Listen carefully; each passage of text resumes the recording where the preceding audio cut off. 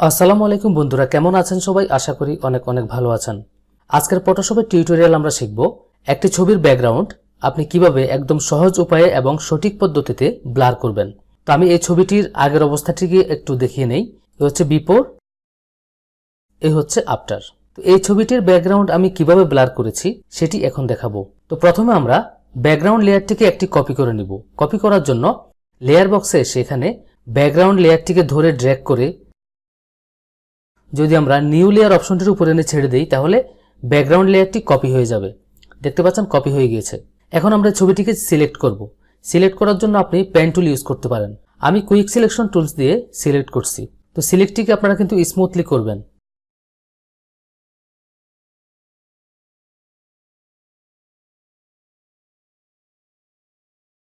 দেখতে পাচ্ছেন বন্ধুরা, আমার ছবিটি সিলেক্ট হয়ে গিয়েছে।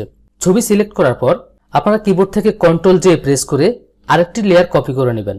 তো আমি কিবোর্ড থেকে কন্ট্রোল জে প্রেস করলাম, আরেকটি লেয়ার হয়ে গিয়েছে। তো এরপর আমরা এই দুটি লেয়ারকে স্মার্ট অবজেক্টে কনভার্ট করব। এই কারণে কনভার্ট করব, এই স্মার্ট অবজেক্ট ফিল্টারটি আমাদের একটু পরে কাজে লাগবে। তো আপনি লেয়ারের উপর রাইট বাটন ক্লিক করলে এখানে দেখতে পাবেন কনভার্ট টু স্মার্ট অবজেক্ট, আপনি এখানটায় ক্লিক করবেন। এরপর ব্যাকগ্রাউন্ড যে লেয়ারটি রয়েছে কপি, আপনি এখানেও রাইট বাটন ক্লিক করবেন। ক্লিক করে কনভার্ট টু স্মার্ট অবজেক্টে ক্লিক করবেন। তো আমাদের দুটি লেয়ারই স্মার্ট অবজেক্টে আমরা কনভার্ট করে নিয়েছি। এখন ব্যাকগ্রাউন্ড কপি যেটি আছে এটি সিলেক্ট থাকা অবস্থায় আমরা চলে যাব ফিল্টারে। ফিল্টার থেকে ব্লারে ক্লিক করব। ব্লারে ক্লিক করার পর আমরা ক্লিক করব গোশান ব্লার। গোশান ব্লারে ক্লিক করলাম।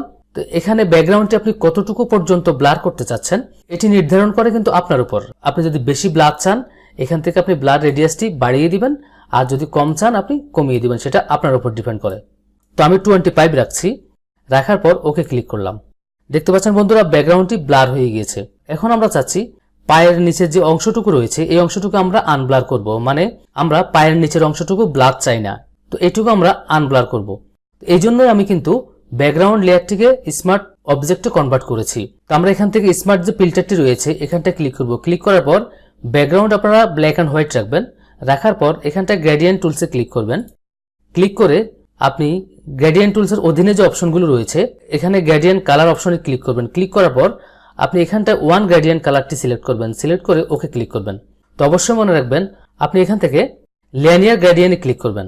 ক্লিক করার পর আপনি যতটুকু পর্যন্ত আনব্লার করতে চান ততটুকু পর্যন্ত আপনি মাউস ড্র্যাগ করবেন। আমি করছি, দেখেন।